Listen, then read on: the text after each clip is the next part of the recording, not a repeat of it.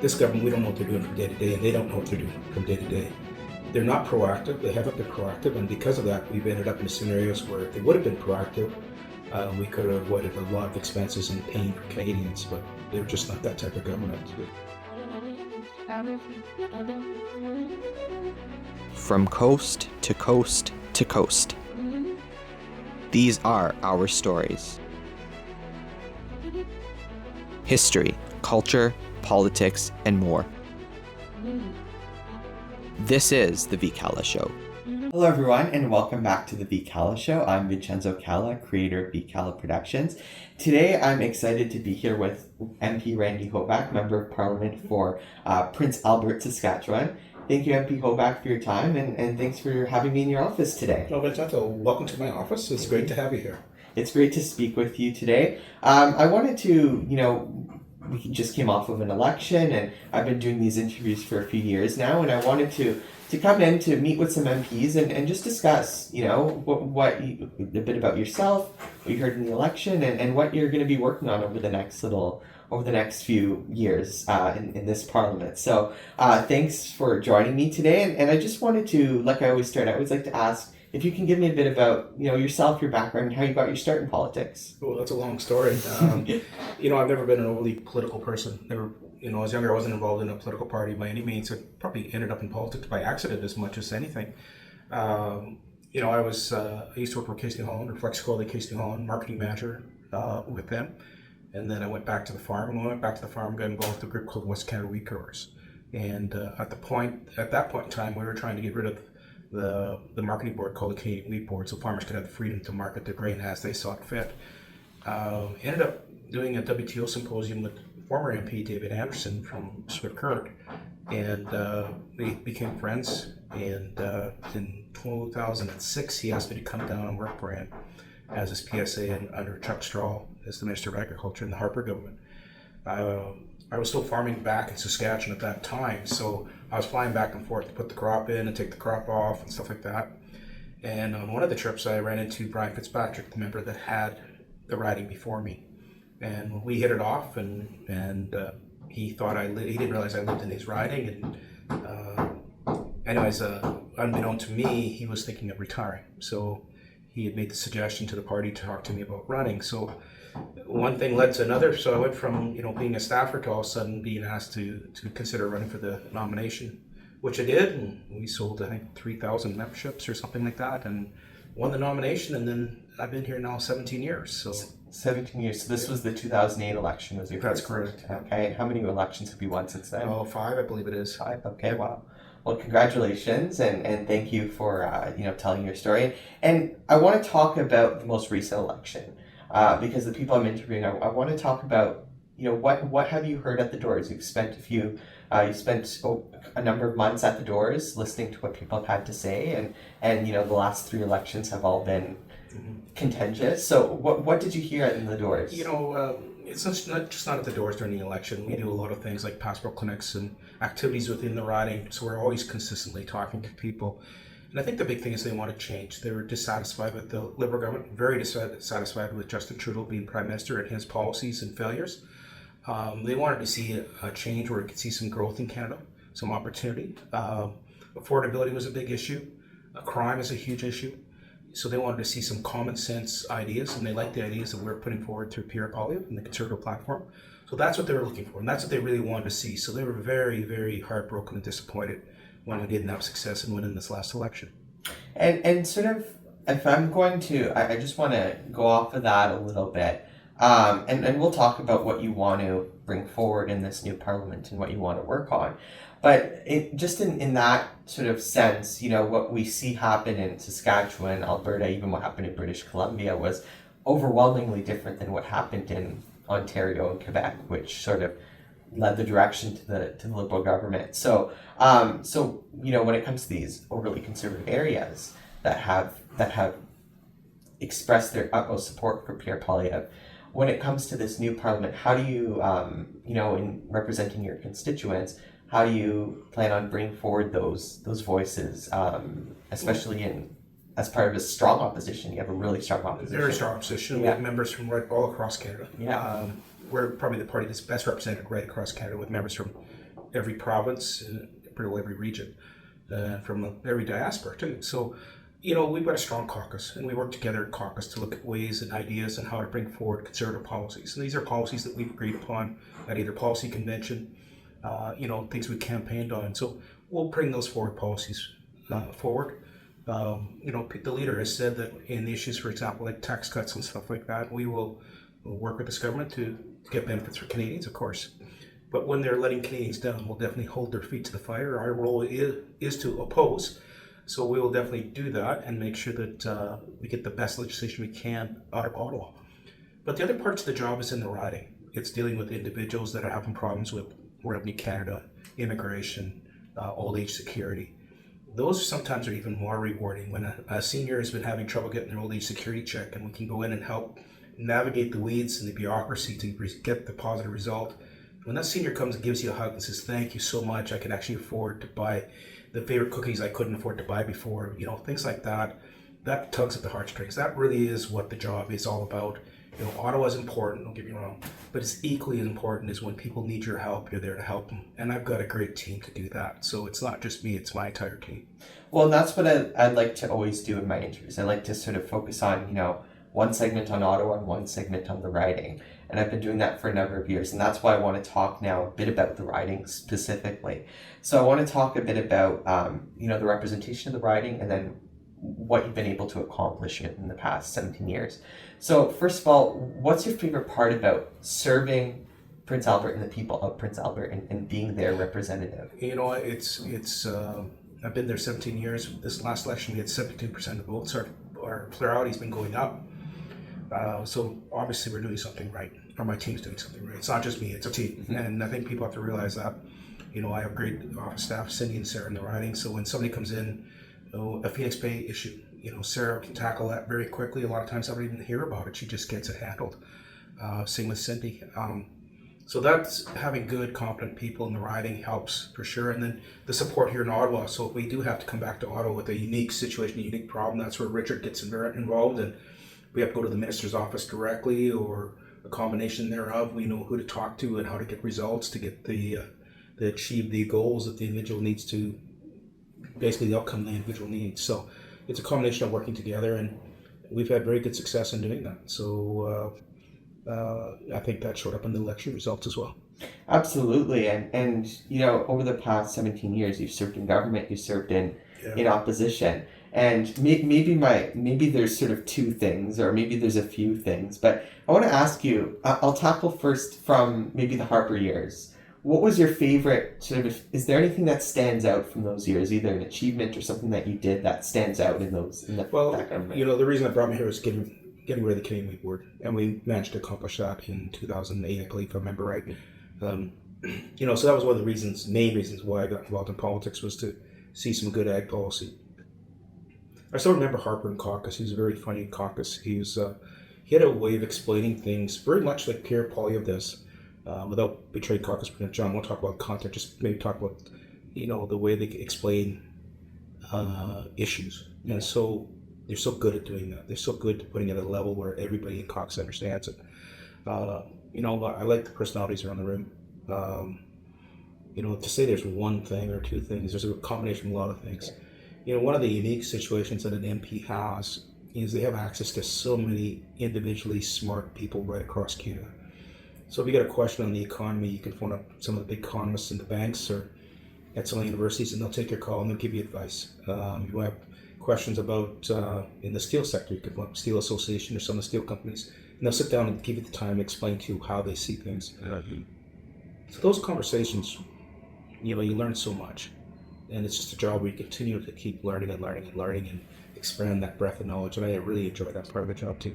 And absolutely, and this is where I want to sort of talk about shifting gears then. So working with Prime Minister Harper in the time that the Tories were in government, and then sort of shifting gears the past 10 years, completely different in terms of scope of now you're in opposition, and there's a lot of different work there, and you're continuing to bring forward bring forward those issues and oppose and sort of bring forward, hey, what can we do to change things or to make things better and call out the government. So over the past the past decade, Anything that stands out in the past But opposition? just the difference. Yeah. You know, in 2015, we had a government that had a balanced budget. Our economy was booming. Canadians are very positive in the economy. We're a united country. And in 10 years, we went from a very united country to a very divided country. We have huge deficits, a massive government spending, and even more government spending under this new leader. Lack of respect for the provincial jurisdictions, lack of respect for individuals, a lot of wedge politics being played by the Liberal Party, and that hasn't changed. Totally different than under the Harper days. You know, one thing I noticed about Prime Minister Harper at the time, he knew his policies very, very well. And he had thought through things from 9 different ways before he made a decision. And he could explain that decision to everybody so he could understand it and made sense. This government, we don't know what they're doing from day to day, and they don't know what they're doing from day to day. They're not proactive. They haven't been proactive, and because of that, we've ended up in scenarios where if they would have been proactive, we could have avoided a lot of expenses and pain for Canadians, but they're just not that type of government.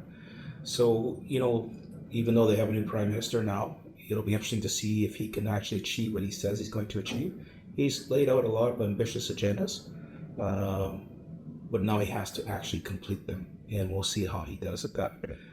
It's government's different than the private sector. Private sector, when you're a CEO, you can get things done fairly quickly. In government, there's a process you have to follow and respect, and I'm not sure if this Prime Minister's understood that. And now I want to talk about, you know, some of the work that you are going to do in this Parliament. We just had the throne speech, and, you know, like you said, there's a very ambitious agenda coming through, and a lot of policies that were your own policies, that were the Conservative policies that were, you know, adopted by this government. Yeah, and they're stole. Yeah, yeah, I think that's another way to put it. I was trying to be a little more, but it's called spade a spade. Really. Exactly. Exactly. They realized they were popular. They realized they were good. You know, getting rid of the carbon tax, for Yeah. example. Even though they didn't get rid of complete carbon tax, just the consumer side. You know, they stole that from us. No question about it. Some of the tax cuts that they're talking about, they stole from us. Getting rid of interprovincial trade barriers, they stole from us. You know, any of the good stuff that they talked about during the campaign, they stole from the Conservative Party. And you know, our leader Pierre probably did such a great job explaining it to Canadians. They understood it. Yeah. So, you know, and those types of things, I don't think you'll see us resist too much unless they put a poison pill in with each and every one of them. And they have a history of doing that, where they'll put in 2 or 3 good items in a piece of legislation, and they'll put in 2 or 3 bad items that really make it tough to support. So you've got to figure out how you're going to manage those type of scenarios where, you know, you get it out of the House into committees, and can you amend it in committees or amend it in the House and get it back to a good piece of legislation. It is a minority government, and so, you know, you have a dance partner with the Bloc and the NDP, so we have some opportunities now taking advantage of those dance partners to get good legislation and have better results for Canadians. And specifically, maybe for you, what are you looking for in this new Parliament? Like, what would you like to see achieved? What would you like to see done, or maybe work on yourself? You know, what we said in our platform is really what we ran on, is what we really want to see achieved. We want to make sure that people your age can buy a house. We want to make sure that you can get a good job, raise a family. You know, those are things that were taken for granted in my generation, that, you know, I will grow up and get a good job. And mind you, in the early 80s, getting a job was tough for young people, just like it's getting today. But at least we knew that there was the ability to buy a house, to have a family. That type of dream was still quite relevant. Now it seems to be like a far-fetched, long dream for Canadians, and we have to get back to something in this country so that everybody can have that lifestyle, that dream, and actually achieve it, accomplish it. So those are the types of things. Crime, you know, crime is a huge issue, especially back in my riding, rural crime. Homelessness and addictions are tied into that crime sprees.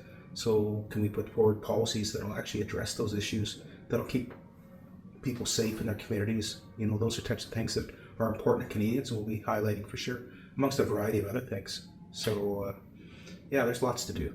Well, and I think of what, you know, over the past few years, like you were saying, Pierre Poilievre has been very effective in driving home those policies. And the thing that stands out the most to me was what he would say, you know, we used to have an agreement in this country. You worked hard, you got a job, you buy a house, you retire comfortably. Yeah. That really, I think, stood out to a lot of young people. Yeah. Which overwhelmingly, I always, as a young person myself in politics for many years, I've always tried to stay in contact with a lot of other young people and see, what are they saying, what are they thinking, and things shifted in this election. A lot of young people voted Conservative, many for the first time voting ever, and a lot of people shifting their voices and shifting their votes. So I think that really is something that that they believed in, and with such a close parliament, like I was saying with somebody else, there were so many close calls in election night, and it became so close. And like you said, such an expansive representation, even in places like the GTA, which over the past 10 years haven't been predominantly conservative. There were gains made in the GTA. So I think that really is something that will be interesting to see happen in the next few years while you're in opposition. Yeah, we've got more work to do. We have to refine our messaging. That's just reality as we go through the process. But we got a smart team. We got a smart leader. I have lots of confidence that we can move forward, and we will form the next government. I have no doubt about that. They can't steal all our ideas, and when you steal somebody's idea, it doesn't mean you understand what they're proposing. So I think you'll find when you start looking at liberal proposals and some of our ideas, when you start reading the fine print, when they go to put them into place, they might be not as good as what they should be. And we have a role as an opposition to get us beat a good piece of legislation that benefits all Canadians out the door. And we'll hold the Liberals' feet to the fire to do that. And so now I want to shift gears. I always like to end the interview. I always like to wrap up with a bit of discussion about sort of advice and sort of inspiration, especially because a lot of young people are going to be watching this. That's a large part of my audience, and a lot of young people that are interested in politics, or a lot of people who might just be scrolling through their feed and seeing this pop up. So I always like to ask my guests sort of who's somebody that inspired you in politics, or maybe another person that you knew in politics that inspired you. You know what? There's a bunch of farmers that went to jail fighting for their freedom to have the right to market their grain. That definitely got me inspired to get involved in the issue, and then that led me to politics for sure. But I worked with such great people like David Anderson, Chuck Straw, Stephen Harper for sure. I still talk to him every once in a while, and he still has so much knowledge. It's just amazing. His grasp of so many issues is really amazing. There's guys like Ray Novak, again, just a gentleman of a man that has such deep roots in the political system and understands things so well. Scott Moe's a good friend of mine. We had Brad Wall for Premier in Saskatchewan, one of the best communicators I've ever seen. He could talk to a banking crowd one day and then talk to a farming crowd another day and talk in the language that both would understand. He could talk farmers' language to farmers and bankers' language to bankers, and he had a good way of getting his message across and speaking like that. To say there's just one person, I don't know. I do come from the riding of Deefa Baker, and he was a lot of firsts. I was going to mention that. And tenacity is one thing that man had. He never gave up. I think he ran for the nomination X number of times before he actually won the nomination, and then who knew that so many years later he'd become Prime Minister with a landslide and bring forward, the Charter Rights and Freedoms for the first woman cabinet minister, recognized apartheid in South Africa before anybody else did and criticized it. So he was definitely years and years ahead of his time in some of the things that he did. When China was starving, he shipped them wheat. He had a huge moral compass that was right on the target in a lot of ways, and a passion for this country that he showed every time. And I remember him, I think I was like 5, 6 years old. He came to our school and spoke at our school, and I remember sitting at the front on the floor, but that's all I remember. I don't even know what he said or anything else, but I do remember him being there. So, and then the stories you'd hear in the writing about his memory, he could meet you once and he'd remember your name. But he not only would remember your name, if you were talking to him and your kids were eating ice cream cones, he would actually say, "Oh, did they enjoy their chocolate and strawberry ice cream cones?" He had that ability to just to remember things, and that was a gift for sure. And he was one of the good speakers too. So you'd have to say Deefa Baker's got to be on the top of that list for sure. Absolutely, a giant in Canadian politics. I mean, I'm way before my time, but one of those, when you look back at the prime ministers, we've had 24, but there's the ones that stick out, liberal and conservative. Diefenbaker is like, you know, among that handful of, you know, a transformative time, a transformative prime minister, and 3 books came of it. We had a little bit of fun during his last campaign. Yeah. Like Diefenbaker's house is in Prince Albert, so we went and put in one of my signs on his lawn. Yeah. I thought he'd be proud of that. So that conservative side. Exactly. I don't think the association liked that, but it's still pretty good.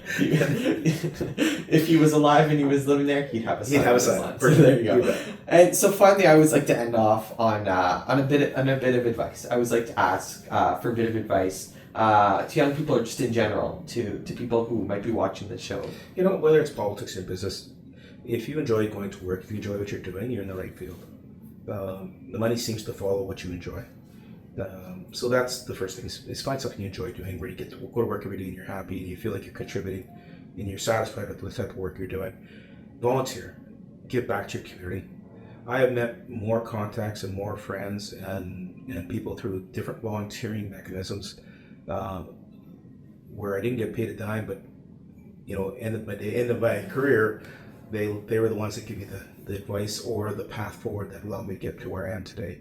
So be a good volunteer, be involved in communities, get to know what the needs are in the community. It just pays dividends back to you personally. You just feel better when you do it, but it also does give you a network that will amaze you, that you could die into later on. So that's, you know, 2 of the things I say. And then keep learning. You got to keep learning. You got to keep reading. I read so much now.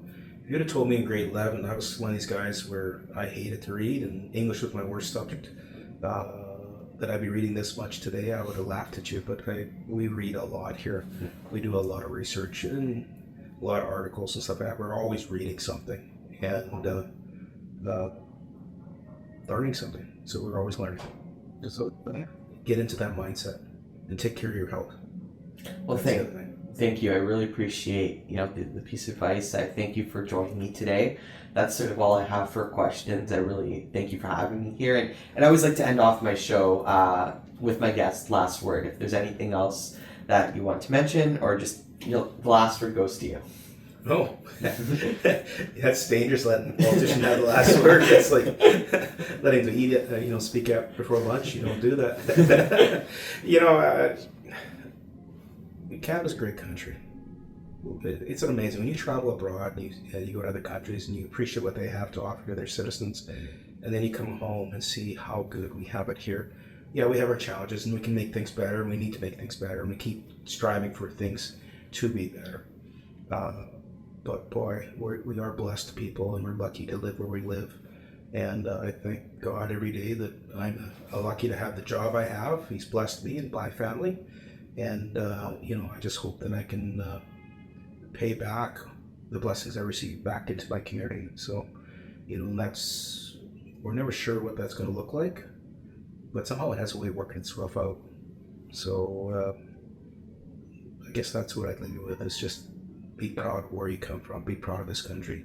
Don't let anybody talk it down. And yeah, we'll have our faults, but we have so many good things going for us. So we have to keep reminding ourselves of that. Absolutely. And great words to end on. Thank you, MP Hoback, for joining me today. I'm Vincenzo Calla with VCalla Productions, signing out. Thanks for watching today's episode of The VCalla Show. If you enjoyed this conversation, you can find more by subscribing to VCalla Productions on YouTube, following at VC Productions 25 on all the social media channels, and visiting vcallaproductions.ca, where you can also join my mailing list. So that's all for today's video, and I will catch you in the next one.